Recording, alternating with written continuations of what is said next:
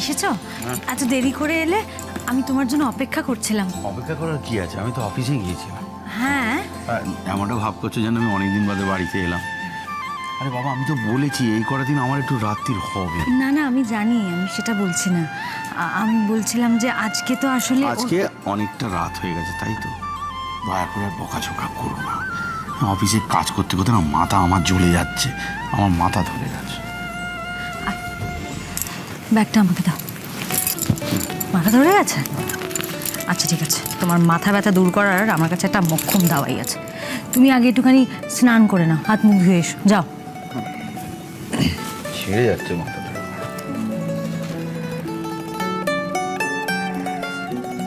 বেচারা তো কাজের চাপে বিবাহ বার্ষিকীটাই ভুলে গেছে। আজকে তোমার মাথা ব্যথাও দূর করব, আর বিবাহ বার্ষিকীর কথাটাও মনে করিয়ে দেব। বিমান ভগবান দাস প্রতি সোম থেকে শনি রাত 8টায় জি বাংলা শোনারে।